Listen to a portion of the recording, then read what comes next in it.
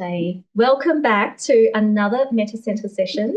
Tonight we have Bhante Joe, who is visiting Australia from Sri Lanka, and he'll be going back tomorrow.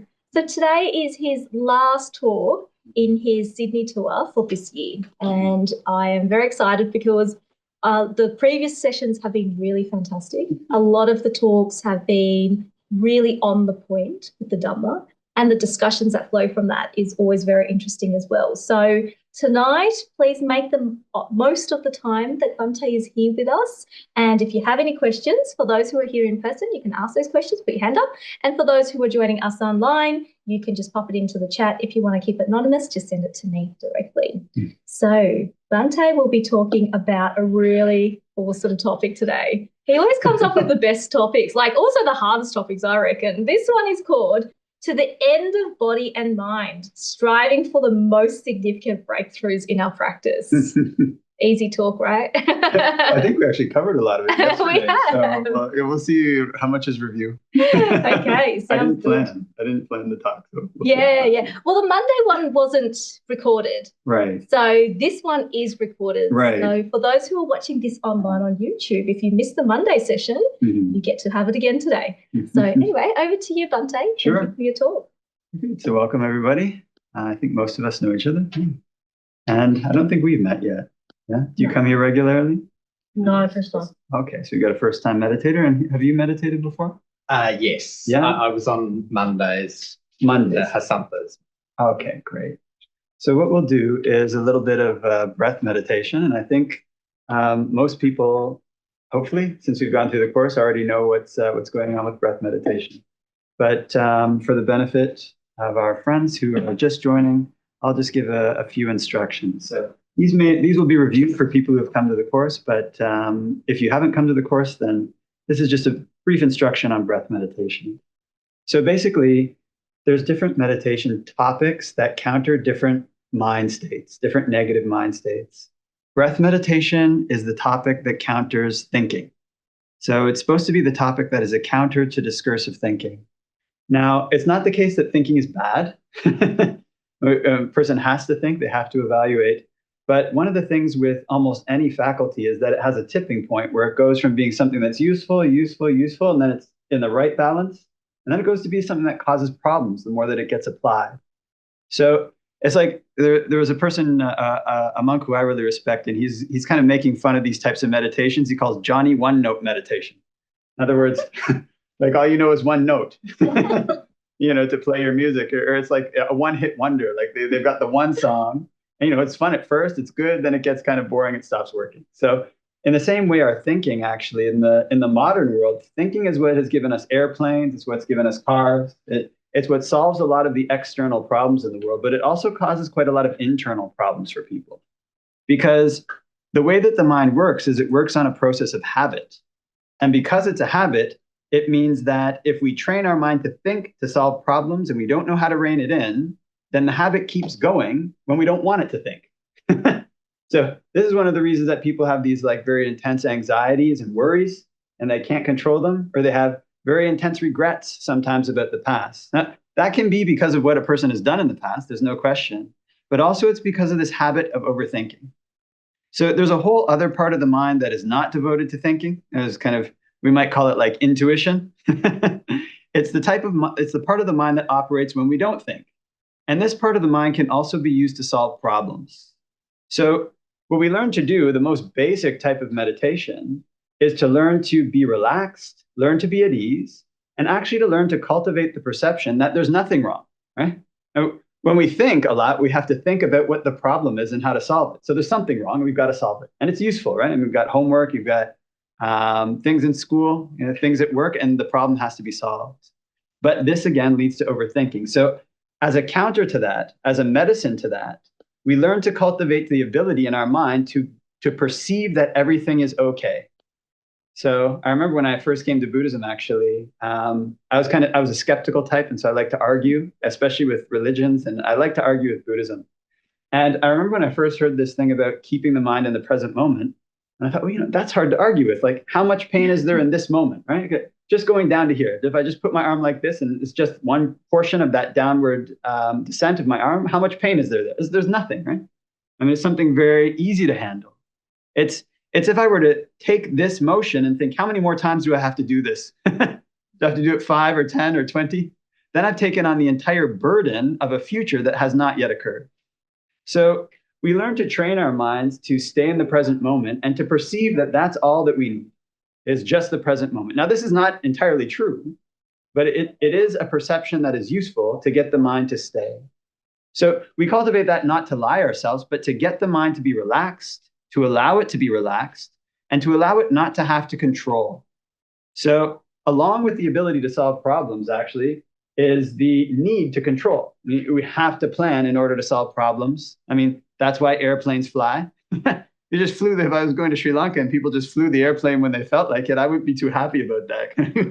Maybe it'll go, maybe it won't. So we need this faculty. But this faculty to control actually causes a lot of problems. So we actually learn in the most basic forms of meditation not to need to control, to be able to let things be and to have the perception that they're just fine where they are. So I remember I was in Thailand one time when I was a young monk, and monks have this like backstage pass to the senior monks, and some of them are really inspiring, really impressive. And one of the senior monks, he was telling us about samadhi. It's kind of how to develop the mind to make it calm. And he said, one of the most important things to develop the mind to make it calm is that you've got to be able to see beauty. That's what he told us. He said, you have to be able to see the beautiful in things and to perceive that things are beautiful. Because when we can perceive, let's say, not the beauty of, say, like a taco or something, but the beauty of the breath, that in the present moment, right now, in just this breath, we have everything we need, and there's nothing we don't need. The present moment, we can perceive it as excellent. There's no need to run to the past, no need to run to the future. What this does is it allows our mind to relax. And this is something very difficult for people, right? When you relax, you lose control. So to a certain extent, we learn to become okay with losing control. We learn to become okay with being in the present moment. And in doing this, you can find a lot of peace. Because a lot of the stress, a lot of the problems that come in the modern day actually come from this overthinking. So it sounds like a simple exercise just to practice meditation this way. But I remember when I was a young man, and my mother would take me to these fairs. We had the Canadian National Exhibition, and they would have these, hello, welcome. They would have these games, like where you'd have to do a spiral. Did anybody ever play this game? You have like a spiral, and you've got to take this little ring and bring it around the spiral.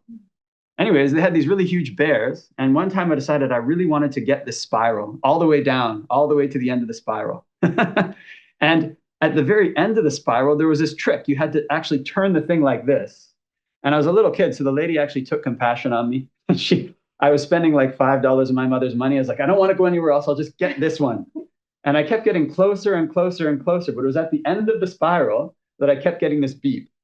So she felt so bad for me that she actually showed me how to do the trick, but I still couldn't get it. So I actually had to leave there not getting this trick. And actually trying to keep the mind on the breath is like this. Because what will happen as we practice breath meditation, even in this really simple way, is a thought will come in that seems really important to think about. Okay, I've got homework next week, or, I've got this problem in the past, and it'll seem like I've got to think about it now. Well, that's the same habit that makes people suffer in their normal day.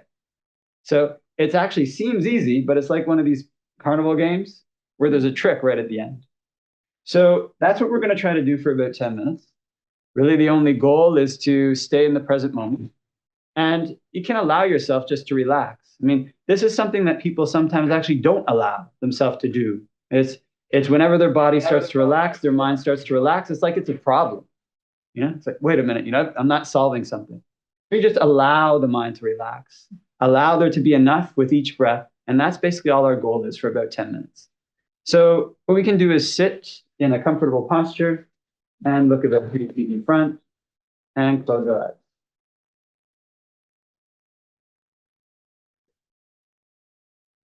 And we can focus in on the breath.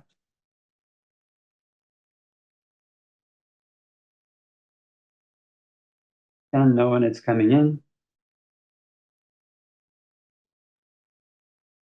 And know when it's going out.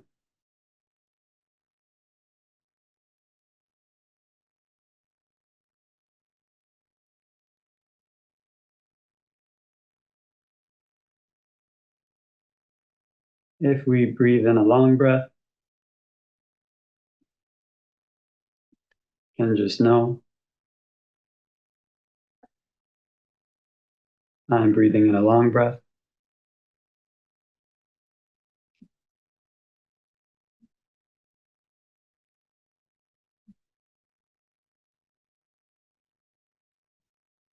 And if we breathe in a short breath, can just know I'm breathing in a short breath.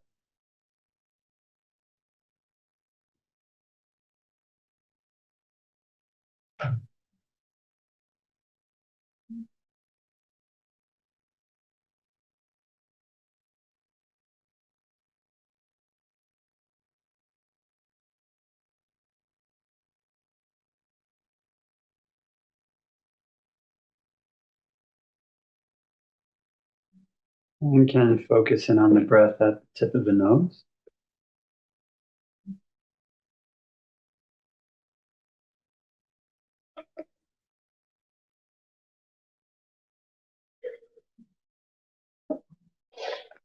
And when watching the breath at the tip of the nose,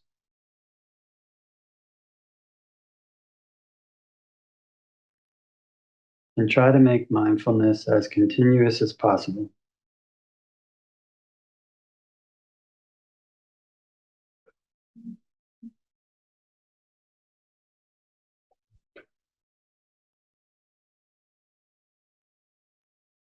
Being aware all the way through the in-breath,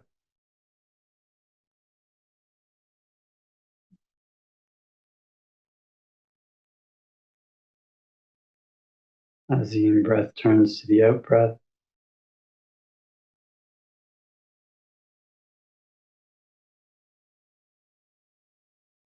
all the way through the out-breath,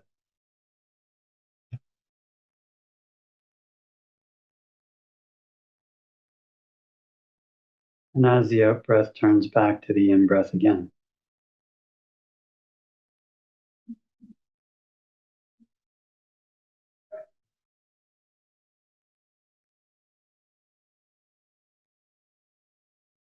Trying to make mindfulness as continuous as possible.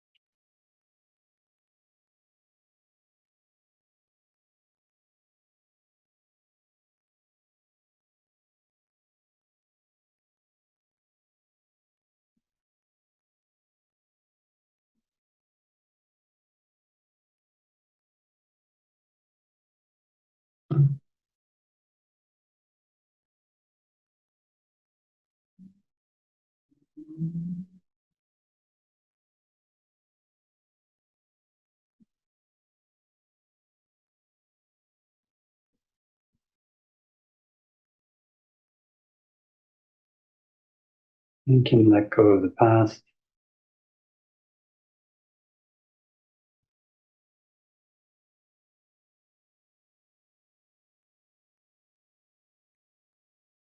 Let go of the future.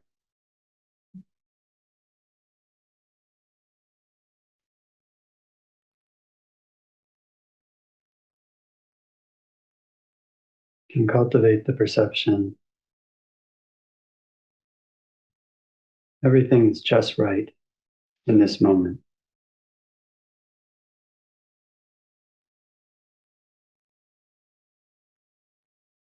Everything is just right with the in-breath.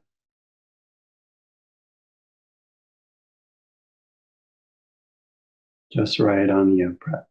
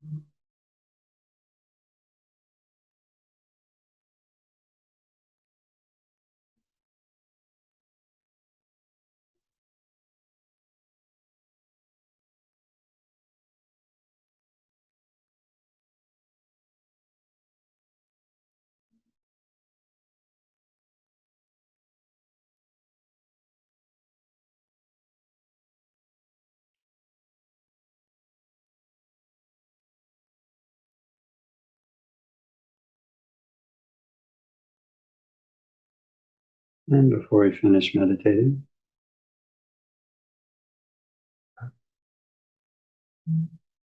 can spread thoughts of goodwill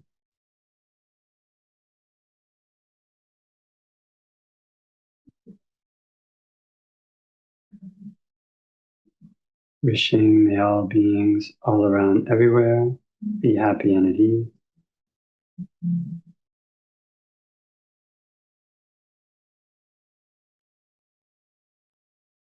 May they put in place the causes necessary to be happy and at ease.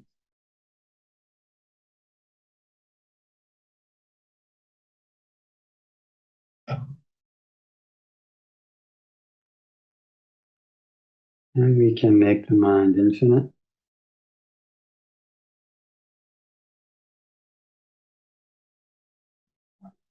And make it unbounded.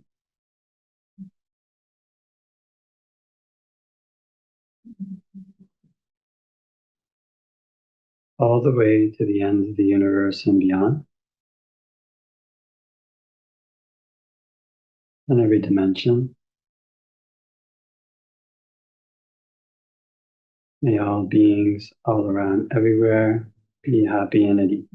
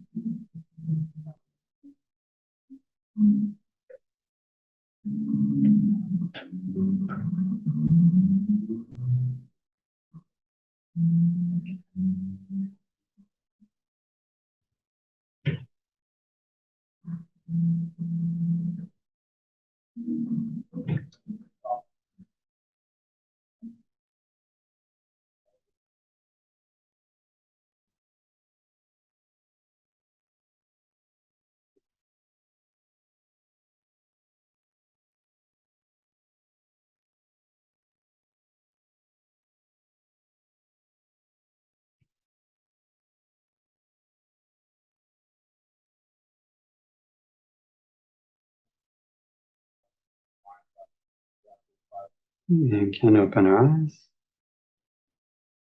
And do a short, not short, reflection on the Dhamma. Namo tassa bhagavato arahato samma sambuddhassa. Namo tassa bhagavato arahato samma sambuddhassa. Namo tassa bhagavato arahato samma sambuddhassa. Buddhang dhammang sanghang namasami. Oh, I think some people are outside. So it's nice to meet with everybody here, and these 3 weeks in Australia have gone by very fast. Part of that is due to the excellent scheduling of Sinsen, and part of it is due to the fact that it's been such a nice time. It's been really nice for me actually to see the strength of the various Buddhist communities here, and to see the enthusiasm that people have for practice. Actually, I went to this monastery yesterday that was 16 kilometers in the middle of a national park. And then I was asking people today at dawn, have you ever heard of this monastery? I mean, they hadn't heard of it. They hadn't heard of it because there's so many other places around. So in the course of this, these few weeks, we've gone over quite a lot of information, actually. We've gone over information about meditation. We've gone over information about history. We've gone over kind of quite a lot of information through Q&A sessions. And one of the things with Buddhist history that's very interesting, we covered the kind of fall of Buddhist history, but actually at this point in history, it's a very special time because Buddhism has risen again. So actually, I was talking to somebody in a car in Canada, maybe a couple of years ago, 3-4 years ago, and they were Sri Lankan.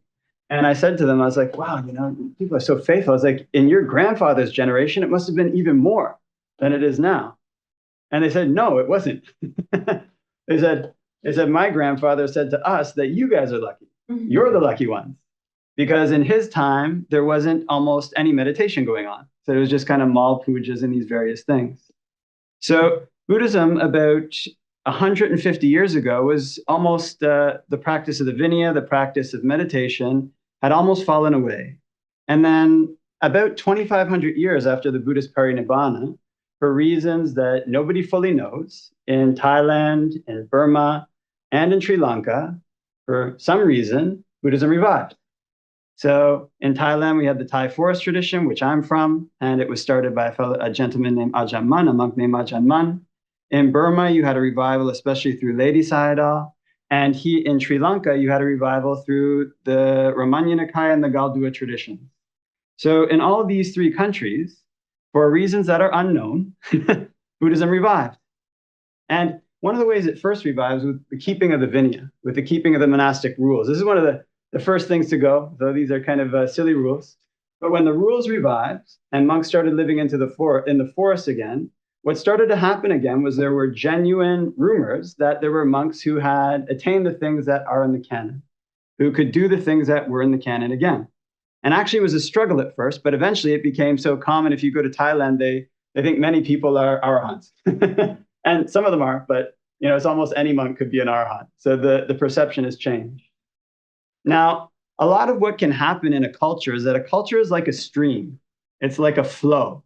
So we often think of ourselves as being these kind of, one can think of themselves as being this kind of like very individual person. Yeah, I'm an independent person, you know, I self-made person. Actually, I met up with my friend today who I hadn't seen in a long time. And he's quite a funny guy. He had invested in this gold mine. He's actually become relatively wealthy. And then the gold mine started to go bankrupt, and he had to write all these, he was doing all these blog posts to try to manipulate the stock price. And now I think he got the president of Indonesia to come and join the gold mine or something. So now his gold mine is looking good. But whenever you set goals for yourself, which is required in Western culture, whenever you set plans for yourself and you accomplish those plans, then it starts to seem like you are a very strong individual who has made things happen for oneself. And indeed, this is a perception that can be somewhat true. But the fact of the matter is that a lot of this is pushed, it's propelled, it's motivated by a culture. And kind of a culture is like a stream. And actually, what you see when you look at human history in general is that people generally just take a small step above what's already there in the culture. So Sir Isaac Newton had this phrase that he'd seen far by standing on the shoulders of giants. So for most people, to change a culture is actually extremely difficult. Actually, I went to stay at a monastery in Sri Lanka, and I come from a monastery actually where many of the monks are very diligent. I was very inspired by them. And actually, I was one of the least diligent monks when I went to Thailand. I think I told this story to some people before. I went there and I was telling them, oh yeah, I'd like to go to Sri Lanka. I can sleep 8 hours and still I'll have 8 hours to meditate. And they were looking at me like, this guy's no good. He's sleeping 8 hours a day, you know? And I asked them, I was like, when I first got there, they were like, do you need a pillow? And I said, yeah, I'll need a pillow. And then I was kind of laughing. I was like, oh, I thought you guys were pretty hardcore. You're asking me if I need a pillow. And he's like, yeah, some of us are. We don't use pillows. So in this culture in Thailand, actually, I found that my Buddhist practice was greatly elevated just by the people I was around, just by the culture I was around, in ways that I would have never elevated my Buddhist practice before. I kind of had to sleep very little and get up at 3 a.m. You had to finish eating in like 15 minutes. And, you know, there was quite a lot of emphasis on meditation, quite a lot of emphasis on practice. And I was like the last in the bunch. But I felt quite embarrassed about this. So eventually I was able to raise my standards. So actually, this kind of culture is like a stream. And taking this culture, I went to Sri Lanka and I went to stay at this monastery. And at first, things were going pretty well. I was kind of, oh yeah, free time, everything's independent. And I started practicing, and I was speaking very little, which is recommended in the canon. And I was practicing meditation a lot, which is recommended in the canon. And I was helping out at the monastery, which is recommended in the canon. But things kept happening to me that were really terrible, and I couldn't figure out why. I was like, what's going on here? Kind of, I must be doing something culturally wrong. So I kept trying different avenues to figure out what was culturally right. But I kept getting attacked. Like certain monks would come and attack me and kind of speak to me very harshly. And, like if I needed a medicine or I needed to go somewhere, like I wouldn't get it. Like I need a 3-wheel to go, up the thing. What time do you need it at? Well, I need it at 1. Okay, it's leaving right now. You have to leave now. They're just gonna make it up. So, and then people wouldn't return my phone calls. Like I'd need to call them to get something done. They wouldn't call me back. So it was very hard to live there. Actually, it got increasingly difficult, just through these kind of I don't know what you call them, the kind of maneuvering that was happening towards me at this monastery. And I thought I was doing something wrong culturally. I was like, what am I doing wrong? So, being from a Western culture, it's like, there must be something I'm doing that's offensive. And then gradually I started to notice that whenever I started to like joke a lot, or I seemed like more relaxed, especially this main monk who was one of the most powerful in the monastery, who was giving me a hard time, whenever I did that, he'd get more relaxed and he'd like stop scolding me. And then if he saw me talking to people, he'd like stop scolding me. And then there was this one time I still didn't get it. I was like, what's going on here? And there was this one, he would always pick up his phone and like start talking on his phone when I was around. So I'd be there, I'd be silent doing things, and then he'd come like right beside me and start talking on his phone, like da da da da da da da da da, like talking on his phone. And I was like, how does he always have somebody to talk to? In any event, when I finally, these things sometimes click for you in really strange ways. It was like 2 or 3 vasas ago, and I was coming out of this office room, and he again did this thing where he started talking to me. And then I started talking to another monk. I was usually, for the first year I was there, I said maybe like 1 or 2 sentences a day. I was speaking very, very little and just devoting my time to practice. So yeah, woohoo, no responsibilities. And I said this thing to this monk, and then he looked at me and he gave me this smile, like this. And it was only then that I realized this whole time, this guy wanted me not to practice. That's what he was angry at me for. That's where all these problems came from. He wanted me not to practice. So actually to practice in that environment became increasingly difficult and quite close to impossible. You can't get you can't get your basic, I didn't get like anything from that monastery. I had to get all these things from Dayakas who actually I helped to connect to the monastery. But when I saw him do that smile, I thought, he doesn't want me to attain Nibbana. And I left immediately. I haven't gone back to I went there once. I was forced for a night, but I haven't returned to that monastery since. And I probably never will return there as much as I can because of the intentions of the monks there. So unless we're a very special person, we exist in a context where we're supported by other people. We're supported by the society at large, and the society at large, whether it's a society in a monastery or the society external to us, it has a flow to the society. People in the society have ideas about what's important and what's not. And one of the most challenging things that a person can do is to live contrary to the ideas that people in a society have. It's actually the actions that a person undertakes that cause the greatest sense of kind of like dissonance, the greatest sense of dis-ease in a particular culture, because it's almost like you're proving that there's another way to do it. It's almost like you're showing with your actions there's another way to do it, and people start to question the way that they're doing it. It's something very strong about the way that common perceptions are built, that they're established. So in order to reestablish Buddhism, it's something extremely difficult. Actually, Buddhism can exist in many different ways. It can exist in terms of its rituals, which are very easy to upkeep. I mean, you can do a ritual and not keep the precepts at all, right? Actually, that happens quite a bit. You can go to the temple, you can go to wherever it is, do a ritual, and it has, it's good. You kind of chant or whatever it might be, but you don't even have to keep the precepts to do that. You don't have to tell the truth. You can get praise for doing that, but it's not that difficult. So this is one of the easiest elements of Buddhism to keep. Another element that's slightly more difficult to keep is the preservation of the words of the Buddha, like what the Buddha actually said. And of course, this is something that's extremely important. We need the suttas. Actually, that's one of the really nice things about this era as well that we're living in, is that we actually have this opportunity to look at what the Buddha actually taught. And you can even search the entire Pali Canon on a computer. So actually the other day, I had the chance to go and visit with Bhante Sujato, who actually has a really excellent sense of humor. Yeah. So like most of the time I was laughing. So he was telling us all these really interesting things about the research that he'd done.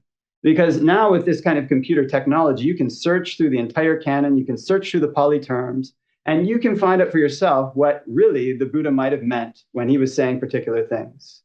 Previously, and maybe like 150 or 200 years ago, this knowledge would have been limited and interpreted by people who knew the language. So actually, this was the way it was. So a lot of the research we were doing in that talk on Sri Lankan history, that would have been hidden by the institutions that kept the Pali text. I mean, now it's very easy to look through these, the Atthakatha or whatever it might be, and to see, whoa, there's a discrepancy here that's glaring between the Atthakatha and the historical record, or between the Abhidhamma and the canon. But in previous generations, you couldn't do that because you had to know Pali, and all the texts were in the monasteries. So at the present time, we're living in an era where we have unprecedented access to the Buddhist texts. Actually, I've got them on my phone, the whole Pali Canon, in Pali and in English, yeah? Plus whatever translations I want. So it's a very good thing. So when I was just 2 vasa or so, my teacher, he sent me away. So, you know, when you're a junior monk, you get sent to these different places, and he sent me to Thailand, as I mentioned. And it was something that was extremely inspiring, and something that was viscerally inspiring to go there. But one of the things that I really took away from there was this idea of how special the time was. Because I remember before I went there, there was this monk, he was a university professor, and he'd come back from Thailand, and the way that he was talking about Thailand, I just couldn't take it. I was like, you know, I can't take this. He was like, oh, the Kruba Ajahn said this, and the Kruba Ajahn said that, you know? He just had so much faith. He was, oh, the Kruba Ajahns, they're really great. I was like, I don't know if I can go to Thailand, you know, people talking like this. But when I came back from Thailand, I was like, oh, the Kruba Ajahn, they said this. You know, this Kruba, I'm still like that. I'm like, you know, Ajahn so-and-so, he said this. Because what I saw there was something that completely blew my mind away. Actually, one of the first things that happened when I went there was all the junior monks, we had to give Dhamma talks. And this was just like a month or so afterwards. So it's like a fun thing because, you know, at 2 vasa, you really shouldn't be giving a Dhamma talk, or, you know, you shouldn't give Dhamma talks really until you're over 5 vasa in a regular way, like trying to establish yourself as a teacher or anything like this. Better to wait a long time. So it was like a fun thing. All the junior monks would go around, they just say where they're from. I'm from Canada, you know, I did this, I'm from this monastery. And the abbot of the monastery was saying, he gave us a warning in secret before we went. He's like, okay, listen, you know, don't try to teach these lay people the Dhamma. He said, first of all, they've heard the Dhamma from Ajahn Chah, and they know more than you. He said, some of them have psychic powers. He's like, so don't think that you know more than they do. So you know, that was my first inclination that something a little unusual was going on in Thailand. So then, excuse me a minute, I'll just get some water. So then they would have these kind of all-night sittings. So once a week, we were supposed to meditate the whole night. And, you know, me with my sleeping a good 8 hours and you know, taking 1 or 2 hours to eat or whatever, eating my fill, I was kind of, oh, okay, let's give it a try. So in this meditation hall, sometimes there'd be like 2 or 3 monks, like the foreign monks, and the back had like 5 or 6 of these old ladies. They're like in their 60s, and they were sitting like just the whole night. They're kind of like meditating. And you get this sense, like, what on earth happened in this country? You know, like, what happened here to make it like this? But that was actually only scratching the surface. So over the course of my time in Thailand, there were monks who would come, and as I mentioned, we have this backstage pass to them. The things that they described about my practice, about their practice, are things that, you know, leave a completely lasting impression. And actually, during the course that I was there, I really came to believe that there were arahants in Thailand, that they were alive and that you could converse with them, and that I'd met them. And I saw in monastery after monastery, there was this culture where the monks would basically come back from alms round. It was still strong in many places. They wouldn't speak sometimes. There was like almost no speaking. And this was another thing I had immense resistance to. It's kind of, you know, what, we're not friends, you know? Like you go to talk to a monk and he'd be looking at you like, like, why are you talking to me now? Mm-hmm. And I would get like angry, like, what am I doing in this place? This is a strange thing. But as time went on, there was something very strange and visceral that happened. I noticed that the monks who spoke the least, I had this very strange like attraction to them. And the attraction gradually grew into like awe, like a feeling of awe. It's something very strange. There's something very, very powerful about people who keep a proper noble silence. And that extends to the monastery to the extent that when you go into some of these places, the air, what you might call the air or the atmosphere in the monastery is palpable. It's powerful. You can feel that there are people, you can almost feel that there are people there meditating. And indeed they were. So that was the exhortation that we always got. When you come back from Pindapata, don't talk. If you don't have something to say, don't say it. But it didn't mean that the monks were like against each other.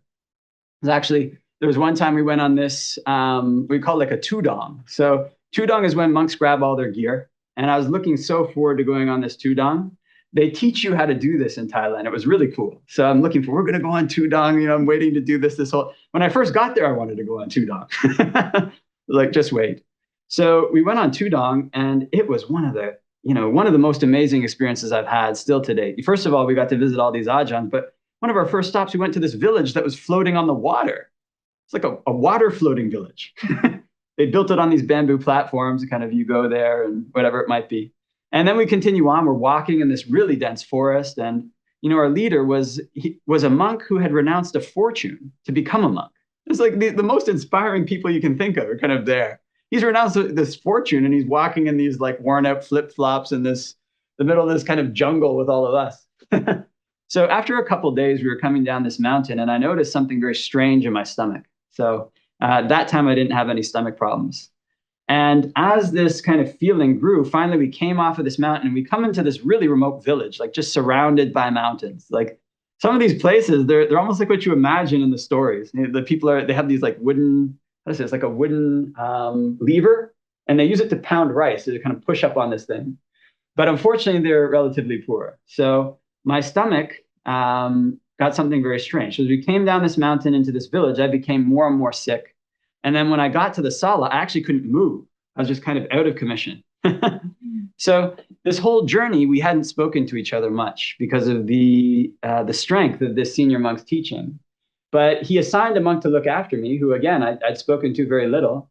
And this monk did like everything he could for me for about 2 days. I was completely out of commission. Like I was kind of, I threw up. And if anybody's ever had food poisoning in like a really bad way, it's actually really dangerous. I mean, you can die from it.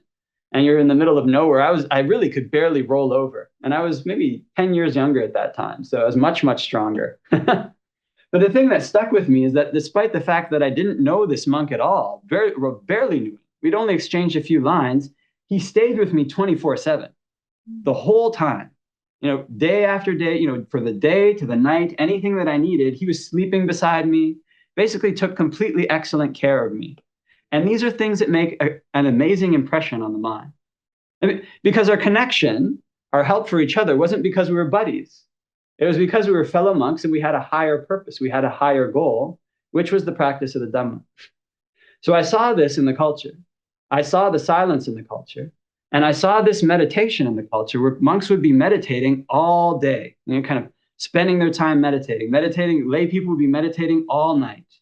And where do we see the instructions for this? It's nothing other than the instructions that the Buddha has given in the canon. We got trained in such a way that we had to pay respects to the senior monks and the junior monks had to pay respects to us in ways that I would never have thought to do before, but that have served me for the entire rest of my life. Actually, even today, when I see a senior monk, I find it hard not to pay respects to them. And I look forward to doing it. It's very enjoyable. But it's something that I would have never learned. It may be very, very difficult to learn outside of this culture, outside of this stream, outside of this flow that pushed me forward, that made me embarrassed to sleep 8 hours a night, that made me inspired to be cared for in a period where I was useless to the Sangha and actually held them up on their tudong. That pushed me forward seeing these monks walk, sit the whole night long. There was a time when we went to Ajahn Chah's memorial and there were 10,000 lay people keeping the 8 precepts all night. And they were doing this chant, like chanting this homage to the Buddha. And I actually almost started to cry. And I'm not a person who cries easily. The thing was that beautiful. So there's a power to the Buddhist teaching that really does exist. Actually, I came away from there believing that basically everything that's in the canon is true, that it really happened, that the Buddha really had 1,250 arahant disciples, that there really were monks with psychic powers, that there were really large numbers of them, that people were really attaining the paths and fruits. And there's a reason for this. It's because when the culture is such, you don't have to be in a situation where, although you're practicing the way the Buddha recommended, people are trying to destroy you. Or they're trying to pull you down. They're trying to make you believe that it's not possible. So at the present time, what we have in our society right now, in the world right now, is a situation in which many people believe that the highest goals of arahantship are possible. And this is not something normal. 100 years ago, 200 years ago, if you went out to practice, they would probably tell you it's better to wait for Maitreya Buddha. Better to wait till Maitreya Buddha comes around, just do dana and get to meet with Maitreya Buddha. By the way, meeting Maitreya Buddha is going to be really hard. I mean, it's going to be much harder than what we already have right now to actually become a direct disciple of a Buddha. But this is the kind of thing that they would tell you. Actually, when Ajahn Mun went out to practice, when he went to meditate, people told him Nibbana was impossible and he was wasting his time. And actually, it wasn't that long ago that people would say the same thing in Sri Lanka and in Burma. This is a waste of time. The time for Nibbana has passed. Actually, that's in the Atthakatha to a certain extent. Don't bother to practice. Now it's accepted that practice is available. But one of the things that I've noticed, it's now been 10 years since I've gone to Thailand, 10 years since I had these amazing experiences, or saw these amazing monks and had these very inspiring experiences, is that many of those monks have now passed away. They were in their 70s, their 80s. They were direct disciples of Ajahn Mun. And some of them still remain. And from the rumors that I've heard about Thailand, from the monks who've gone, we were talking about different monasteries. Like, oh, yeah, this is a great monastery. It's like, Thailand has changed now. It's now changing. It's now changed. So the Buddha has said that the Dhamma is something that disappears. It disappears because of replacements into the Dhamma. Now, this can be in terms of words, but more importantly, it's in terms of actions. And we don't have to think about this on a really large level. We don't have to think of this like, how can I stop the Dhamma from disappearing? Because the best way to stop the Dhamma from disappearing is to make sure that it doesn't disappear within ourselves, that it doesn't disappear at this time when we're alive, at this time that we have to practice still. So oftentimes in the world, actually, we're talking a lot about the things that the world values and the things that the Dhamma values. What the world values is fame. What the world values is gain. And what the world values is praise. These are the things that the world values. The values of the Dhamma run contrary to this. And so we don't need to worry about fixing the world of the Dhamma. We don't need, although Thailand, the senior monks are falling away, whatever may happen in the realm of the Dhamma, it's still here right now. So all that we actually have to worry about is how well we practice right now, while this opportunity is alive and while it's still available. Because the flow of the world pushes us to think about things that are actually not that important. And one of the things that it pushes us to think about is that this is the situation now, and so it'll always be this way. Yeah? It'll always be the case that there's a belief that arahantship is possible. Yeah? It'll always be the same way that it is right now. But that's not necessarily the case. Not necessarily the way that it goes. So the Buddha has given instructions to all of his disciples. I remember when I first started reading about Buddhism, I was so inspired by many of the ways that the Buddha lived his life and the teachings that he gave. And all of the time, he was pointing people back to themselves. And it's he had an opportunity at the end of his life to name a successor. And Sariputta and Mahamoggallana were his chief disciples. Mahakassapa was still there, and he refused to name a successor. He said, when I pass away, that Dhamma and discipline that I have laid down, that will be your leader after I'm gone. So the words of the Dhamma are still here. The monks who practice are still here. The culture is still here. And some of the Buddha's last instructions to his disciples were to make themselves an island, to be an island unto themselves, to be a refuge unto themselves. Because what happens in the ways of the world, no? What do we hope for? We hope for fame. Actually, talking to my friend today, he's a really humble guy. I mean, he's got this gold mine now. He's kind of, I mean, that's pretty good in terms of the world. You've got a gold mine. But that is something that the world will praise, that you own a gold mine. You have done something significant externally. Even better, we were talking after that, we started talking, so, what about the, I just looked at, I was listening to the news a couple of days, what about Elon Musk? He's a nice guy, he really cares about humans. He's going to Mars. So Elon Musk will probably be a historical figure if he goes to Mars, and people will remember him for generations. So there we are, the most successful you can be. And what is it? People remember you generation after generation after generation. They're still grateful to you. But far, far more important than that is for a person to turn their mind to find the suffering within their own mind. So actually, after we got to talking about Elon Musk, I started thinking, well, that's all nice. I didn't say it to my friend, nice you have a gold mine, nice that Elon Musk is on Mars. But far more important to end one's own suffering. Actually, that is the big news. That is the big opportunity that exists right now. So this inspiration that I took away from Thailand, it's just inspiration. Actually, it can fade into despondency if the people who inspire you fall away. What we take away from a Dhamma talk when we feel inspiration, that is a feeling. It goes when the Dhamma talk is finished. But whatever it is that we cultivate for ourselves, whatever it is that we keep for ourselves, that lasts. That doesn't fade away.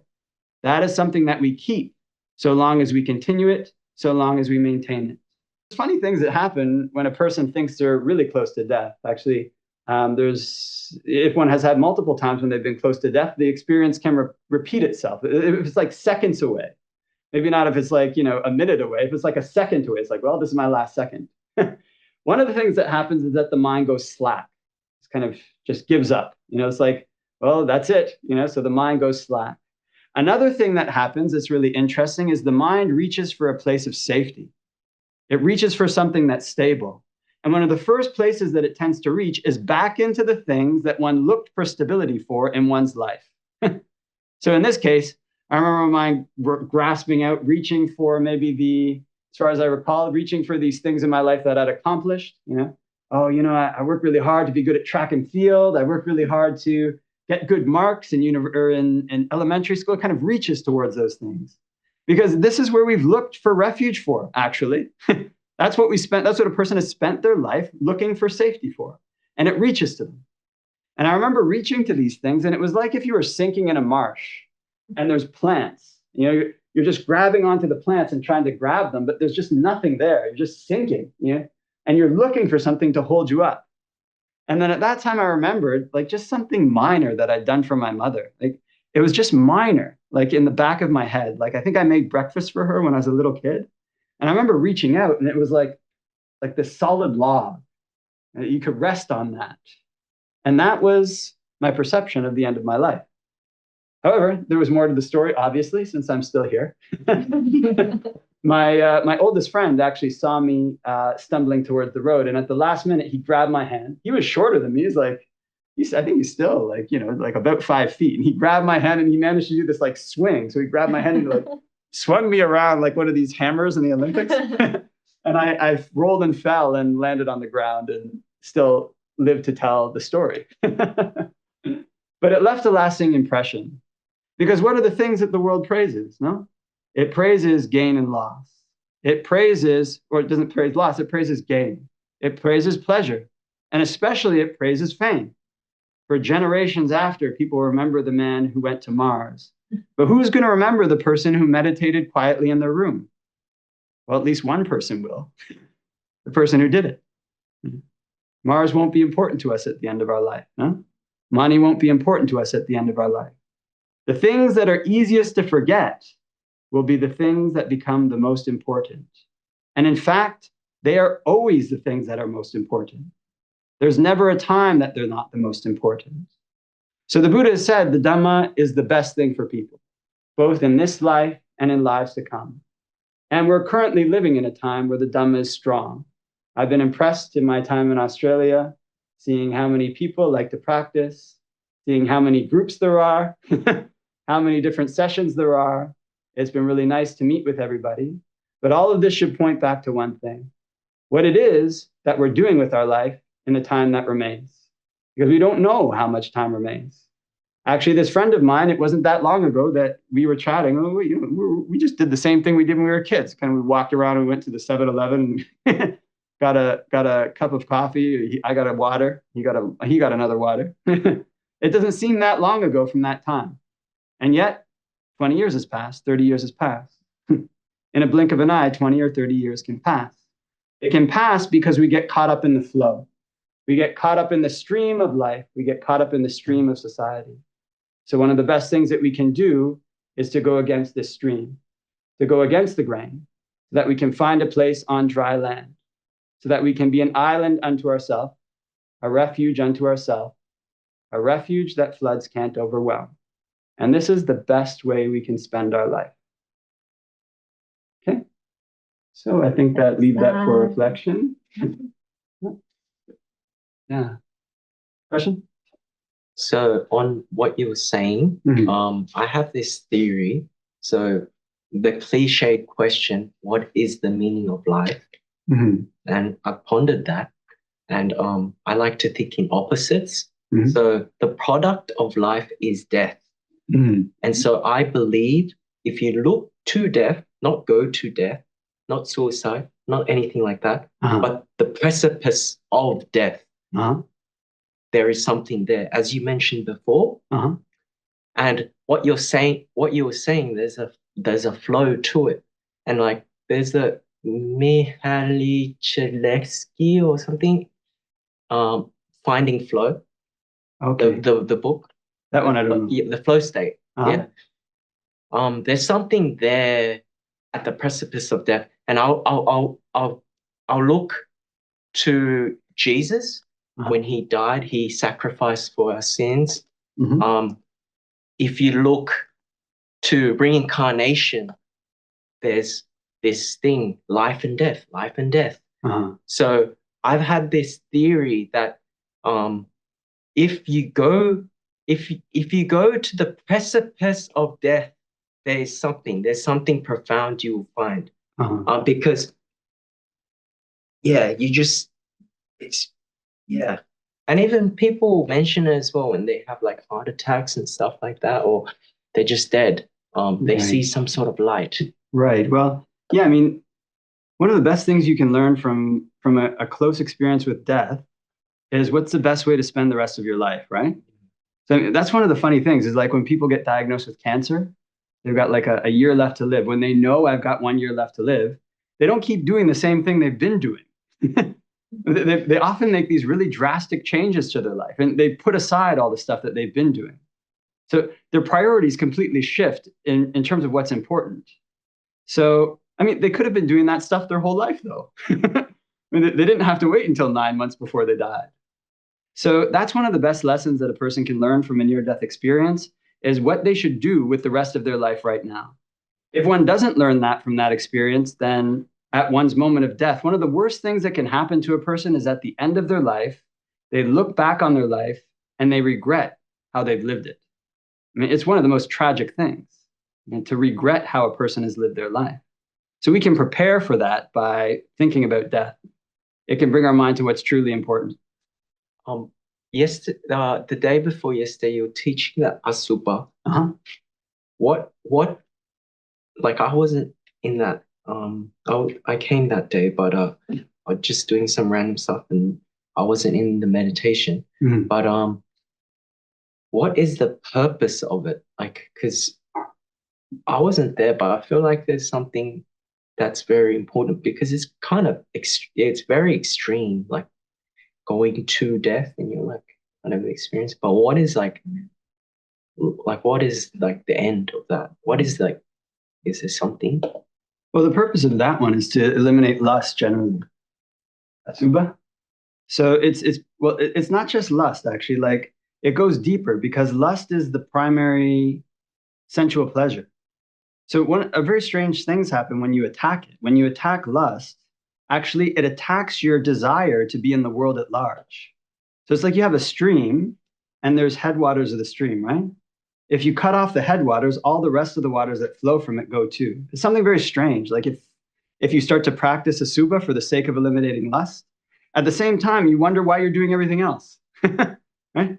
your desire for everything else falls away. And actually, it comes from something more, what you might call like more deep, in that a lot of our desires are actually rooted in the body. They're rooted in delusions about what the body is and what kind of pleasures it's going to be able to get. So it's when we investigate the body in this way that these kind of delusions can get attenuated, and the ways in which a person seeks for pleasure can change. So it has actually a very deep purpose, this Asubha Kammatthana. Actually, at every monk's ordination, they don't get taught Anapanasati. They get taught Asubha Kammatthana. That's the first meditation topic that every monk kind of officially gets taught. Yeah. And the opposite of the start is like the death. Would go to death. Yeah, that is true. Like back on what you said before about how like that's the most tragic thing at the end of your life, you regret something. Like, is it that tragic though? Because like you just regret it and then you're dead and then you don't remember. But what's the Buddhist perspective? Like, do you take that into your reincarnation life? Yeah, that's a good question. Well, if life was such that at the end of life, then that's it, you just get blown up, then yes, that would be a true point. But for Buddhists, actually, the decisions that a person has made in their life, the way that they've built their personality, those decisions are like a flow, and that flow carries on. So when a person at the end of their life feels like they've lived it really poorly, number one thing, it means that they're probably going to a place that they don't want to go. And they know it. Actually, people intuitively know this sometimes. So there was a fellow I knew. We were very close. He was like almost like a father figure to me when I was growing up. And he was an atheist, like a staunch one. And actually, I kind of owe it to him because it's probably the reason that I like to argue with religion so much. And that's the reason I found Buddhism. But one of the really funny things that happened was towards the end of his life, he would consume a lot of alcohol. He was dying of alcohol, dying of over drinking alcohol. He was a really nice fellow. I mean, he had a master's degree. But he said something very funny to me. He goes like this. It was just out of the blue. He goes, "You know what? I know I'm not going to heaven. I don't deserve it." This is like a guy who's been an atheist his whole life, but he has a sense of where he's going. So people actually do have this sense. And this is one reason why it's a terrible thing. It's one of the worst things, because what happens after that will also be really not up to a person's expectation. The second reason it's a terrible thing is because in Buddhist thought, actually to have a human life is really rare. And even to encounter teachings like the Buddha gave is really rare. They fall away. So it means you've had this opportunity that comes like almost never, and rather than taking it, you've thrown it away. It's one of the worst things that can possibly happen. So whatever a person could imagine that's worse than that, yeah, I mean, it doesn't get much worse than that. So actually, this regret over having not done what one should do is something that's avoidable. So with this in mind, the best thing to do is to think, how can I live my life in such a way that I do not regret it at the end of my life? It's a really important question that won't lead in directions that people always think. Okay, we have some questions online as well. Yeah. Okay, so firstly, just on that topic about goal and aim, someone has asked, Nibbana looks like a pretty difficult goal to aim for. What is a more easier goal that we can all aim for? How does meditation relate to the so-called easier goals? Well, the easier goal that's also leading towards Nibbana is to try to eliminate whatever bad quality you know exists, whoever asked that is causing you to suffer right now. I mean, if it's procrastination, meditation can help you to eliminate it. Whatever it is, meditation is like a metta skill that can help you to eliminate bad qualities, because one of the very basic reasons we can't eliminate bad qualities is because oftentimes people train their mind to go with whatever desire comes up. So, I mean, I've given this example a whole bunch of different times, and people think it's a good thing, right? I got that hot dog, I really ate it, or I went to the movies, watch it. They just want something, they go for it. But what happens is, like, imagine any animal that you've seen that you've had to train. Like, imagine a dog, imagine a horse, any animal you've got to train. If you let the animal go anywhere it wants, anytime it wants, when you tell it not to go there, it doesn't listen. It's because the whole time it's been going wherever it wants. So in meditation, what you actually end up doing is training your mind to stay with just one thing. And that is almost like a metta skill for the mind, because essentially you're training the mind to do what you say. Now, there's different meditation topics that are good for different types of defilements, but in general, it will help with everything if one has been used to letting one's mind go wherever it wants. So the most immediate goal that you can set that's easier than nibbana is to notice what it is that's causing you to suffer, what bad habit is making you suffer, to take up your meditation practice, and then try to eliminate that bad habit. And that will make your meditation practice better. And when your meditation practice gets better, you can eliminate more bad habits. So in that way, you can move towards nibbana. Thanks, Bhante. Now we have some meditation questions. Sure. Okay. Bhante, this may be a silly question, but I just wonder, what are the core distinctions when we do meditation versus going to sleep aside from our awareness, since both activities seem to have letting go as the ingredient? Yeah. Legit question. Yeah, that's true. Yeah. Well, I mean, going to sleep, yeah. So one of the main differences is that going to, when we go to, Eddie says, here we go. No, it's okay. One of the main differences is that what happens when we sleep is a continuation of the habits that a person has cultivated during their day and during their life. So actually, sleep is not always some really peaceful thing for everybody. I mean, some people cannot really sleep. And when they do go to sleep, it's very shallow. And what happens in their dreams is very bad. Actually, when I was a young man, I used to argue with people all the time. I'd always get into these debates. And actually, from the time I was really young, I would have these really violent dreams. Like whenever I went to sleep, my dreams would be violent. And I could never figure out why. And it was only after I became a monk and I stopped having these constant debates with people that my dreams became less violent. The violence, I don't really have violent dreams anymore. But when I was young, I was always debating with people, always arguing with people, always trying to get my way, always trying to dominate. My dreams were really violent. Like there would always be some war or somebody killing somebody. So it's not what happens in our dreams is a continuation of the habits that we've cultivated during the day and during our life. So, I mean, it's not always something peaceful. I mean, some people have terrible problems with nightmares, like they wake up in the middle of the night in terror. And this is an aspect of the way that they direct their mind during their day, during their week, during their life. So sleep is not always like a letting go into something blissful and peaceful. It's a continuation of the states that we've cultivated during the day. And if we dream in this way, when we wake up, our mind inclines in the way that we dreamed. That's something that's really strange. Actually, we wake up with the flavor of our dream. We wake up with the flavor of our sleep, and that tints the way in which we go through our day. So so it's basically like an unmindful process. It's an automatic process that almost reinforces the habits that we've developed in our life. Meditation is a big contrast because essentially what we're doing is we're training the mind to think and perceive in the ways that we want, to think and perceive in ways that are helpful, and think and perceive in ways that are good. So one of the really interesting things is that when people first start to meditate, they tend to find that their sleep gets better. And another really interesting thing is that when people first start to meditate, when they very first start, they feel like they're really awake, but they'll be meditating and then they'll suddenly completely fall asleep, even though they just felt like they were really awake. And one of the reasons is because the body is taking the opportunity of having a calm and peaceful mind to shut down and heal itself. But when we meditate, when we direct our mind in wholesome ways, actually our sleep becomes peaceful. Our sleep becomes easeful, and we wake up with that momentum. So sleep is it's not a deliberate process like meditation where we're deliberately training the mind. It's an automatic process that's a reflection of the habits that we've cultivated through the day, through the week, through the month, and through our life. They're very different processes. Great, thank you. Is it related to the question? No. Okay. So just following Relate, that yeah. does it mean that when you're meditating and you see somebody asleep, it's actually good for them? You should let them because they're healing themselves?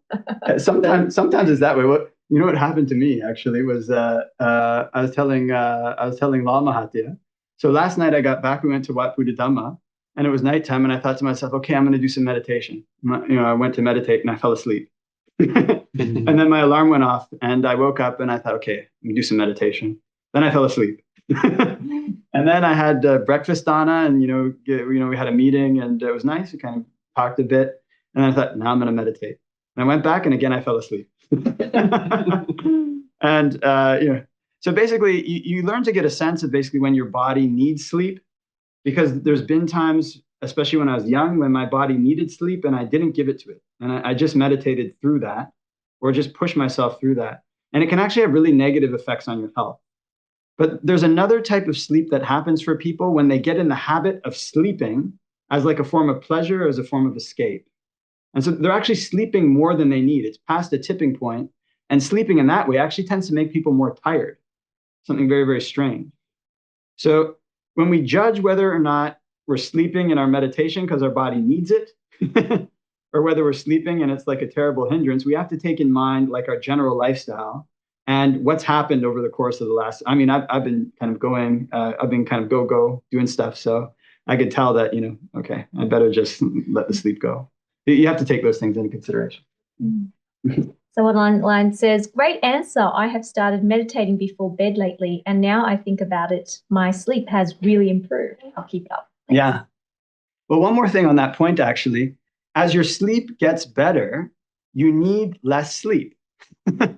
So it's not the case that meditators sleep less because they've necessarily like super forced themselves, although there is that element. I mean, when I was in Thailand, it was like, sleep 6 hours or you're a loser. I was like, people were sleeping like 5 hours. At that time, I decided to sleep 4.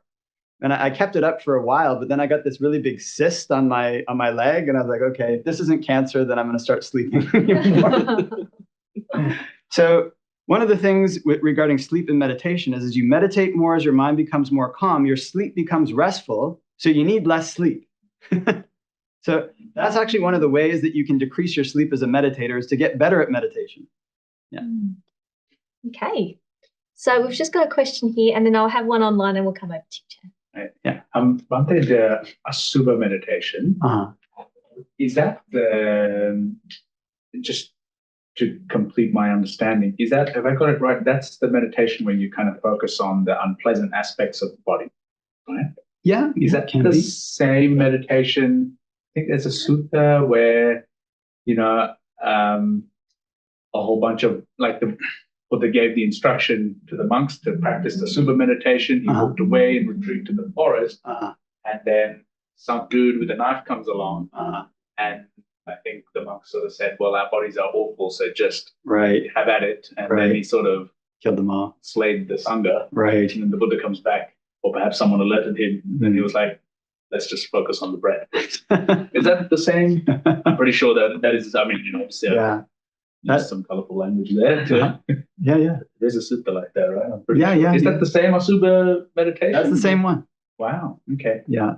I guess it's about a tipping point, like you keep saying, right? So, well, that was the first. So, I mean, its importance. The Buddha underscores its importance because it was the first one that he gave. Yes. But I mean, that story underscores how you can go wrong with it.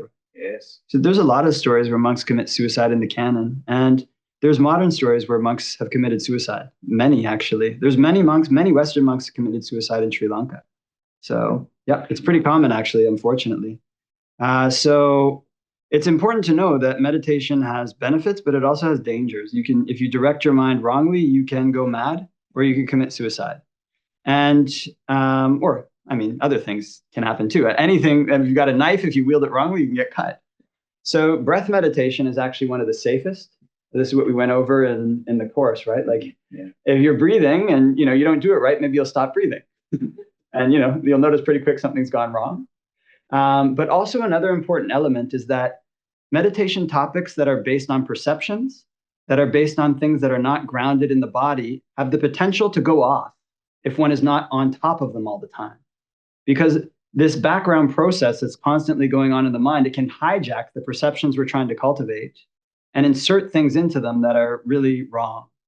So it's in this way that when you read some of the stories like that, or you read some of the reasoning with which some of these monks committed suicide in Sri Lanka, it's almost like you can see like this decline in their faculties where their mind is getting like pulled off.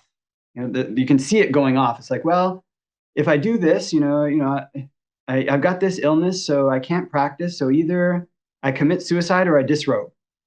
And it's like, well, it's better to commit suicide than disrobe, so I better commit suicide. That's the kind of reasoning that can come into a person's mind if they're staying alone a long time and as things go off. And it seems very, very convincing. I mean, saying these things sounds like, oh, these guys have gone crazy. It's just right off. But when you start to meditate and you start to be alone, you realize what kind of thoughts are coursing through the mind. So a really important way to check this danger of like people wanting to commit suicide from asubha or the mind going off is actually to have a group of people that you're meditating with. It's really important. And especially initially to have a teacher. So, I mean, it's hard to emphasize that enough. Like you should have somebody who's more skilled than you, who actually, one thing, they care about you. So we don't mean a teacher here in the sense of like a university classroom where it's like they've got like 20, 30, 500 students and say, hey, they remember your, actually some of them are very good. They remember names, but they don't care about what's going on in your house, right? I mean, to that extent. Like a meditation teacher, or in the classic way the Buddha has established, they care about all aspects of their student's life, because all aspects of their life affect their meditation. So, I mean, they don't care about it in the sense they get involved in their kids' PTA meetings, but they care about it in the sense of whether or not they're behaving with defilement or with skill in the various areas of their life. So when you have a person like that in your life, then they can sometimes see when the mind is going off. Actually, there's one monk who has been really helpful to me, and there's been a couple times I could tell he was really worried about me. And he would do things to show his support. Like even when basically I was in some really tricky situations, like he is relatively, he could go anywhere, but there were times when he would like go to places, and I got the sense he was coming there to support me, He was doing it as like a show of support. And actually it was a huge support. Just thinking that somebody's in your corner, thinking, oh, how would they feel if I thought this way, if I behaved this way? That can really help to prop the mind up. Another thing is if one is living in a community of people, if one has many friends that one knows, well, there's a culture there. And that culture actually helps when one starts thinking in weird ways. Like I'm going to do this or doing this thing is really important. Well, I mean, a lot of our perceptions that come into our mind actually come from the interactions we have with other people. They come from impressions, from emotions, from conversations we've had with other people. So those conversations can actually be really helpful. So when practicing meditation, especially initially, those things are really important. And the breath is really safe because it's grounded in the body generally. So what it means is that it gives much less chance for these thoughts to spin out of control. Some of the most dangerous meditation topics are actually the kasinas. So those kind of get constantly warned against. Like there's stories about monks going mad when they take up kasina meditation because they have an object that they're concentrating on that's completely divorced from reality. I mean, it's not even in the body. It's just a colored disc that you expand. So, I mean, there's a lot of potential for different thoughts to get in there when you're cultivating them. So those are some of the principles behind it. Yeah. Bhante, related to that is another question. Yeah. Thank you so much, Bhante, for your sharing and teachings. Any tips on how to better see beauty in breath and any meditation object? I take it that it's different from having appreciation. Yes, it is. Well, appreciation is more in terms of gratitude. So it's like, it can be just the word, can be like, thank you, I'm breathing, I'm grateful I'm breathing, which is, not bad, provided it's done for the right reasons. Seeing the beauty in the breath would essentially mean that one notices the pleasant sensations in the breath. And that one's perception, as one focuses on those sensations, as one makes the conversation in one's mind more about how pleasant the breath is, then those perceptions grow. And as those perceptions grow, the mind inclines towards the breath. So it's an active area in which one is looking for the pleasant sensations in the breath. And then one is making an effort to perceive their pleasantness. And this is actually something really powerful. So I'll give a really funny example. This is not to do with the breath. When I was young, like initially as a young man, I couldn't stand olives. Like I just hated them. They're kind of, oh God, who would eat this? Like olives. And there was one day I did this experiment to myself as like a little kid. I was like, I'm going to start focusing on the perception that olives are tasty. I'm going to start looking for the tasty parts in olives. So then I'd eat the olive or I'd try to eat it. And, what's tasty here? Where's the taste? It was just like an experiment. And now I love olives. I actually find them really tasty. It's really powerful. I mean, because I did it as a little kid, that habit really continues. But a lot of what we perceive as beautiful and ugly can be affected very strongly by what we look for. So we look for the beauty in the breath, we'll find it. If we cultivate that perception, then our mind inclines towards that which we think is beautiful. It will incline more towards the breath. It will incline more towards the present moment. Yeah. And one more question about the breath meditation. Mm-hmm. When we do breath meditation, at one point, knowing if it is long or short breath also becomes a thought. And when we become aware of that thought, these thoughts can rest too. Do you have any tips on when to engage with these thoughts? Example, thought that mind is not stable, so to relax, versus simply letting them all go without engaging? A lot depends on what's going on in a person's meditation.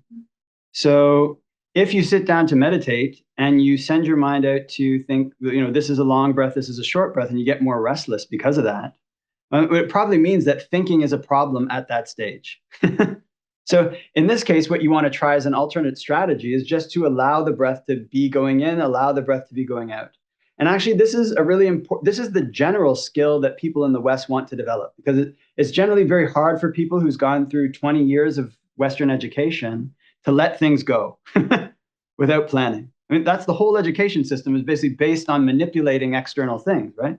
That's how we're educated. So you spend 20 years doing that from the time you're a kid. I mean, imagine, I think olives are tasty. Imagine what effect that has on your mind and your ability to let things go. So at the very outset, that's going to be one of the most important, is developing the skill to be relaxed, to let the breath do whatever it's doing, and to be okay with that. Yeah. So if you notice when you think this is a long breath, this is a short breath, the mind gets agitated, nothing is happening, it'll probably be a good idea to go to this more like relaxed, just observing aspect of the breath. If one has been doing that for a while, or if one's mind inclines towards investigation, then one can contemplate the breath in terms of its impermanence. This is actually also a recommendation in the Anapanasati Sutta. So when the breath comes into my body, here it goes out. What happens on the out breath? What happens to the body on the out breath? You can perceive the energy, or like some oxygen exiting the body. And what happens if the breath doesn't come in? And what could affect the breath such that it doesn't come in? Right? You can think about it in this way. You realize how fragile the breath is. And in this case, what you're doing is you're bringing to mind the perception that the breath is fragile, that your body is tied up with the breath, and so your body can go at any time. And you bring that in with every breath. You look for the impermanence of the breath. So here again, you're cultivating a perception, but it's directed in a different area. It's directed to the impermanence of the breath. So if somebody does that, if it feels right, like if their mind doesn't feel like it's going off, then it's probably a good thing.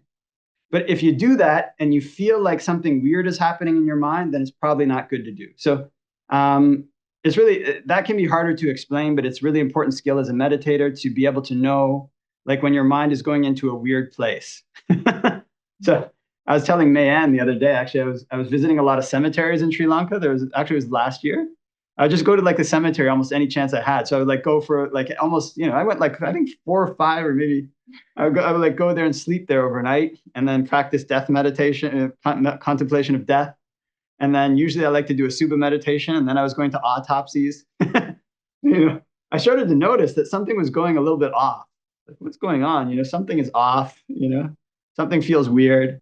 And so I decided I wouldn't go to stay in the cemetery until after this Vasa. I think it was after last Vasa. So now my mind is feeling a little bit better with that. And I don't know what caused it still. I really don't know what was happening there, where the mind was going, but it was clear that it was going in a pretty weird space. It was heading in a direction that didn't feel good. So I put a stop to it.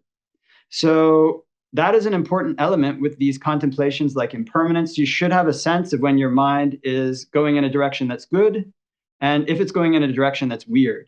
And if it's going in a weird direction, then stop the impermanence meditation and focus on what's beautiful about the breath. Focus on metta. Go to stay in places that are really beautiful, that are uplifting for the mind, until it starts to feel normal again. Yeah. Okay, great. Thank you. Now, we'd still have questions online, but we've got limited time. But I think, Chang, you okay? You sure? Yeah. Okay. Bhante will be around if you want to ask those. So, Bhante, another question is, how do we live in but not of the world? In the example, if the world is against us practicing Buddhist values, what advice do you have for us to practice and still live in this world? Yeah, well, one of the strongest things that the Buddha recommends, which is really important, is actually to be connected with the Sangha. So it's one of the things that causes a layperson to decline if they don't associate with the monastic sangha. So it sounds like something like almost like, oh, I don't know about that, kind of suspicious. But actually what the Buddha has established with the monastic sangha is a culture where people are living in that culture all the time, and their aim is basically to end rebirth.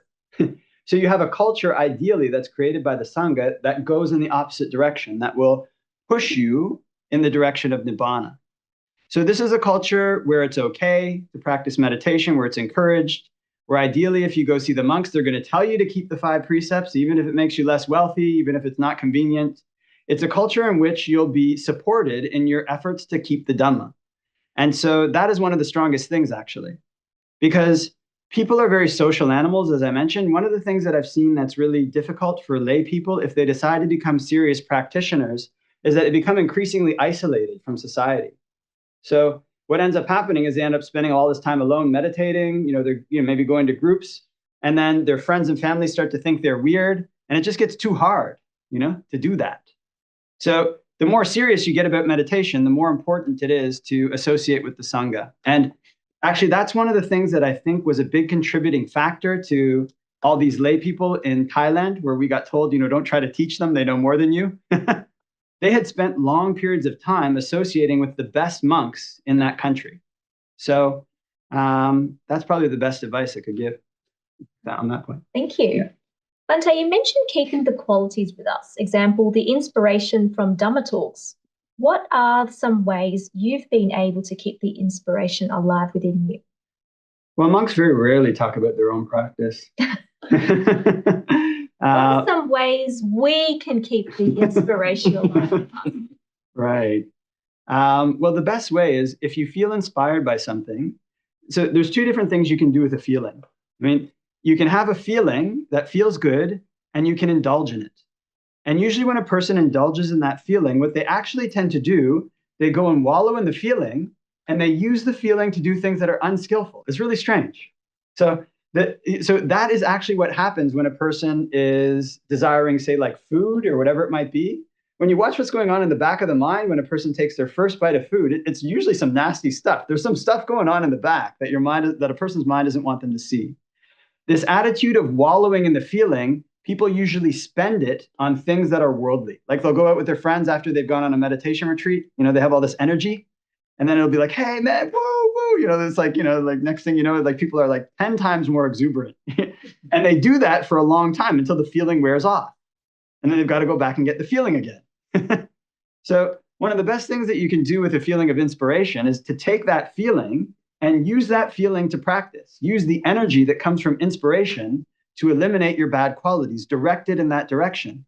Use the uplift that you have, not for like worldly aims, like, okay, now I'm going to be more energetic at work. I'm going to be more energetic with my, with my projects. I'm really upbeat with my boss and with my family and friends. Use that energy and direct it to whatever your most difficult defilement is. Take it on then when you feel inspired. That's the best way you can use that feeling, probably. Yeah. Great. Okay. Earlier, Bhante, you mentioned about starting to feel weird or off, then we should stop practicing impermanence. Now, that may happen even with other types of meditation practices.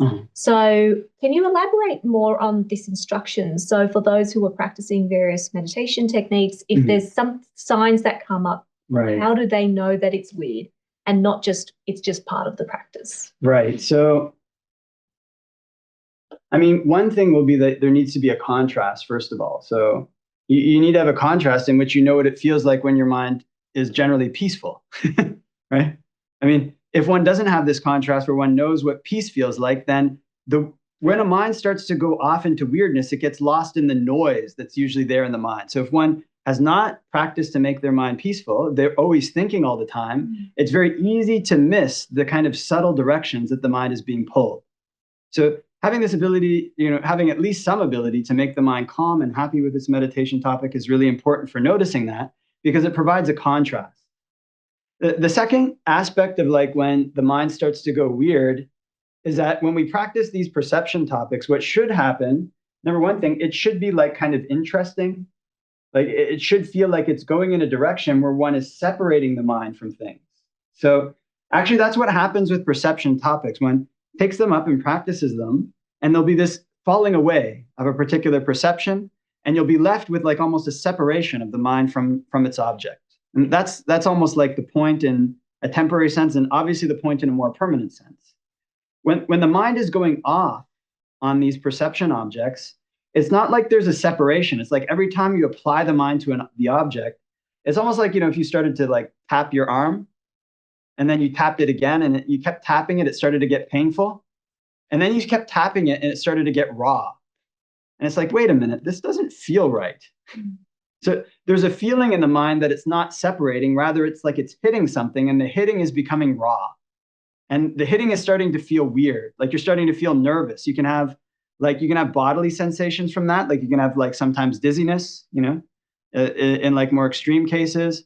And you can start to feel nervous. Like, I don't want to think about it. Like it's too weird, Actually, if that continues, where you have this kind of like revulsion, and like your perceptions feel like they're off, that's when it's very easy for these strange suggestions to come into a person's mind. And the strange suggestion comes in, and you feel like you should follow it because your perception is skewed, you're confused, and your body feels very strange.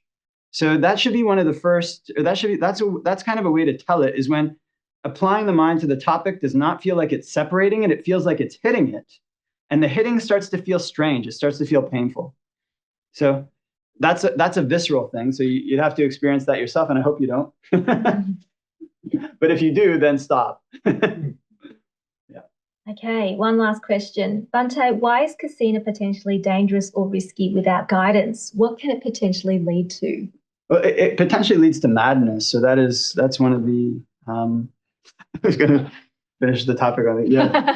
My notes. It was good. Yeah. Well, at least people will be able to avoid it. But what it potentially leads to is madness, because meditation seems like something very simple. Like it has a small effect when you do it for like 15 minutes a day. If you do it for 8 hours a day, the effect is much larger, because our entire reality is actually constructed of perceptions that we solidify. I mean, that's something that becomes very obvious to you. That's another way that you can see the mind going off. If you're bringing in these perceptions and it feels like it's dragging the mind in a weird direction, because what starts to happen is you feel like your perceptions of reality are breaking down, because you just spent the last 8 hours cultivating a particular perception that really goes against the grain of the reasons for which you usually do things, like the body is ugly. Well, what am I going to do? The body is ugly. I've got a body, right? So kasina meditation, what you're doing is you're imagining a colored disc, and you learn to expand this colored disc, and you try to hold the disc in your mind so the disc is stable. So if you spend like 15 minutes doing this, it's probably not going to have a big effect. If you're a professional meditator like a monk, and you start spending 8 hours a day just imagining a kasina, then what happens is your perceptions about what's appropriate or inappropriate in the world start to break down. They're not being reinforced. Actually, that's one of the things. Our cultural norms are reinforced every time we interact with people. And when we take different perceptions and apply them over a long period, even our idea about cultural norms starts to break down. It becomes harder and harder to distinguish what's appropriate and not. So if the mind doesn't enter into concentration with that topic, like if a person doesn't develop jhanas from that, and as a result, they have a very strong sense of pleasure in their body, and their mind does not proliferate on their thoughts, strange thoughts can start to come in. They can start to pull the mind off. So that's why the Ajahns generally say that's like the most dangerous topic, because it's the most divorced from actual reality. It's just a colored disc. It's not the body, it's not impermanence of things you can see. It's just a disc. So imagine cultivating that for 8, 9, 10 hours a day. There's a lot of dangers. Yeah. Yeah. Just so we don't end with that question, right, yeah. For your Sydney tour, and to balance it out a bit. So what meditation or topics are good for beginners and minimizes the risk of going mad? That's my question. Right. So those people watching on YouTube. How to stop people from going, right, okay. So that's a good one. So, by the way, madness is relatively rare in meditators, but so don't want everybody to think it's like 50% of people who meditate are, going mad. So basically it's breath meditation. Yeah. That's the easiest one. And it's connected with the body. It eliminates thoughts. It makes the body calm. It makes the body peaceful and relaxed. It's a metta topic in that if you can learn to be skilled at breath meditation, it will help with eliminating almost every defilement. You're learning to train your mind.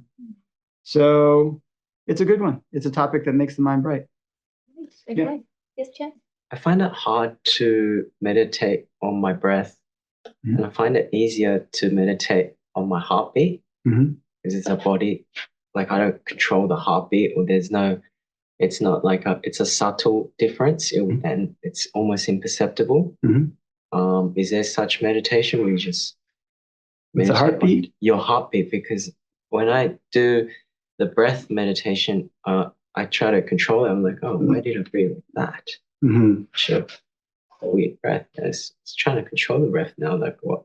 And so it's like a loop of this control of the breath. Right. And it's counterproductive for me. So I just prefer just the heartbeat. Yeah, heartbeats. Isn't that the most basic? Should I answer it? It's going to be negative. That's okay. I've got one more positive question. So basically, it's it's not necessarily a bad thing, but one of the things with these involuntary processes is that the body is not entirely an involuntary organ. So the heartbeat is something really important. Like you don't want it to get erratic. You don't want it to go off in its normal course. And one of the things with the way in which we direct our mind, whatever we direct it to, that you shouldn't think that the heart or the body in general is independent of your thoughts and it won't be affected by them. Because actually, if you focus on the heart wrong, if you over-focus on it, you can end up slowing down or speeding up your heartbeat. And that can be very dangerous, especially over longer periods of time. So I strongly recommend not to do it. Actually, one of the ways that I really injured myself once was I thought that, the mind is divorced from the body. And I started noticing that there was this tension at the back of my neck. There's this area right here that holds the tension for most of the body. And I was getting really annoyed because I was always having tension problems in my meditation. So I thought the way to counter that tension problem is to release this tension at the back of my neck. And you can do that. I mean, in your meditation, there's different ways you can release tension. There's different ways you can focus on things. And so I started playing around with that. But actually what ended up happening was that that created a lot of health problems for me that kind of still affect me. So I won't go into the details of how that works, but it is really important to know that, our mind is not a neutral factor in the involuntary processes in our body, especially if we focus on them over long periods of time, especially if we take them as a meditation object. It's better not to take something important like a heartbeat. It's much better to take the breath. That's the safe one. Yeah. Bhante, how about walking meditation? Yeah, that's very good. Yeah. What about it? It's very good. Yeah. It's easily applicable and we can cultivate the meditation practice using walking easily. Yes, walking is more suited to the perception topics. It's very good for perception. When you walk, somehow it's much easier to cultivate these perception topics. When you sit, it's easier to cultivate these calm topics. But there's no black and white dividing line. So some people actually that's a good point.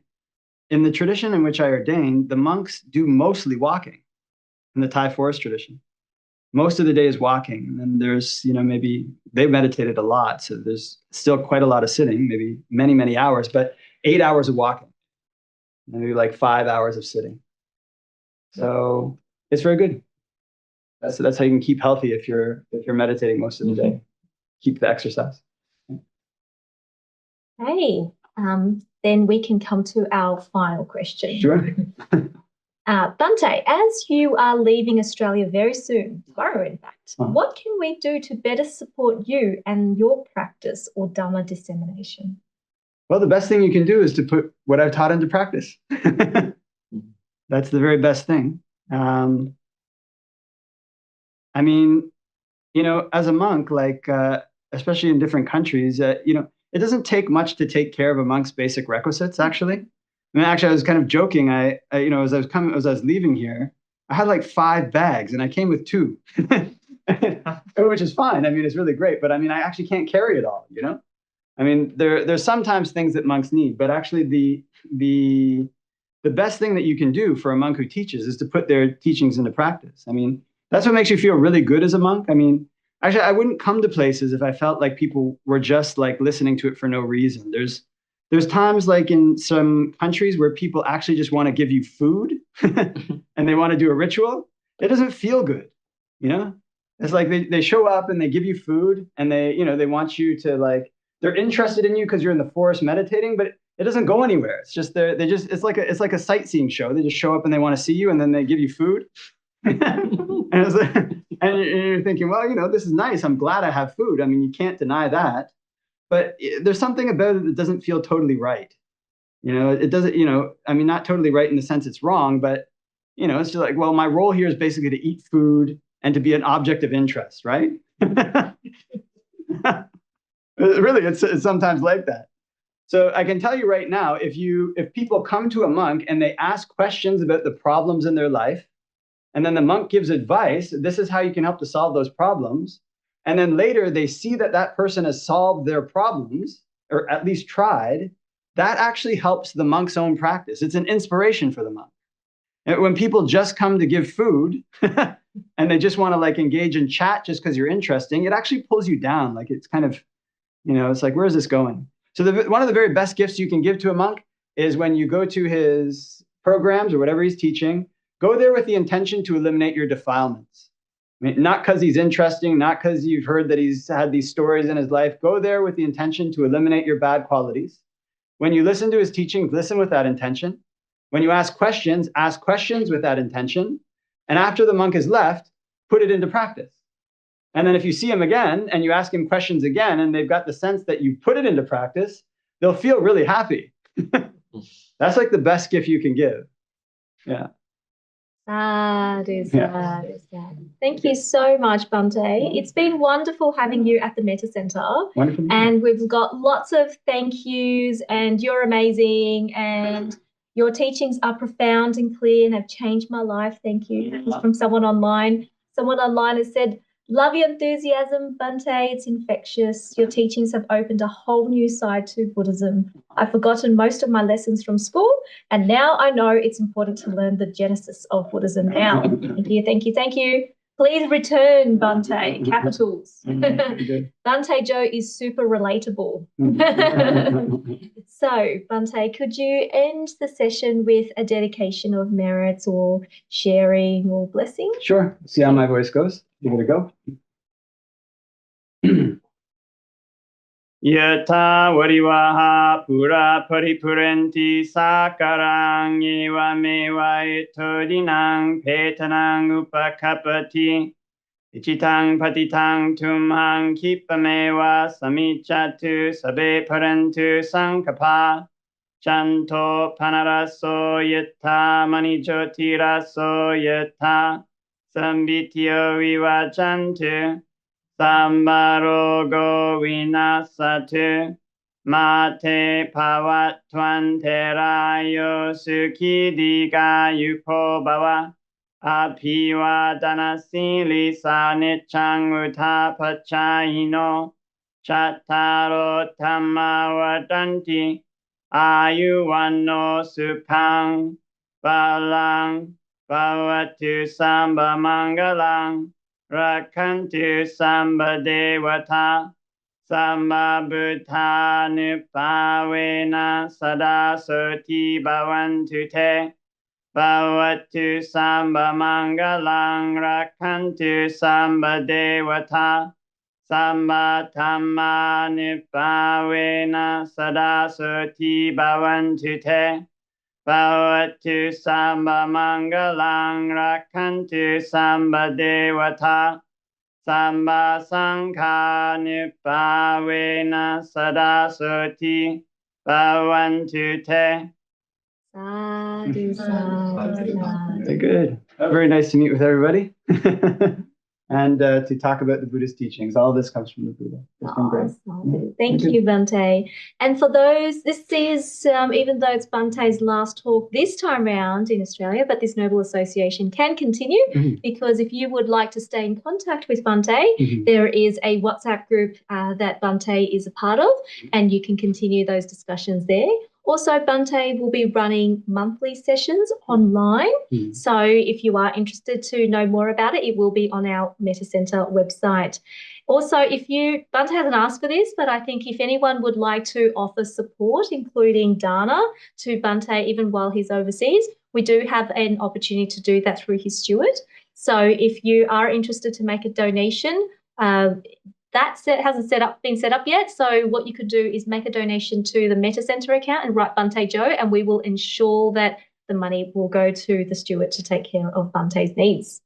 Also, some other announcements. We have coming Monday, very exciting. So earlier in the talk, Bhante Joe was talking about Bhante Sujato, the monk who did a lot of the translations and writings, and he's, of course, Australian, and he has a sense of humour. And he's going to be coming on the coming Monday for a special event on Buddhist education, because he's going to be talking about Sutta Central, but also the various projects that he is now engaging in terms of really spreading the Dhamma and educating the world. So if you'd like to join for that, that is in person and online. It starts at 6:30, and in person it is in the same room here in Bankstown.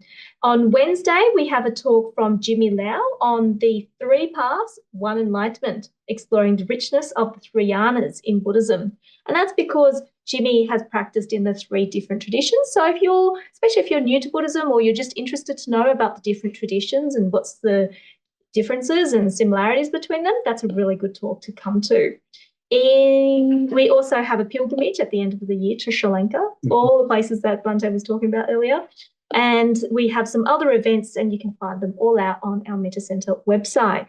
If you're not already on our WhatsApp group or getting our newsletters or Facebook, there are so many ways that you can join our community. So those who are here in person, there's a red book. You just write your name and contact details on there, and we will ensure that you will join our WhatsApp group and also our mailing list. And for those who are online, you can also just pop your details into the chat, and I can also add you on that way too. So thank you all so much for coming. It's always a pleasure. And look at the great event today that we've had. And so I love for those who are here in person for us to end with a happy snap. Our last photo with Bhante for this Australian tour. So thank you to those coming online as well. I will see you next time. Bye. Bye-bye.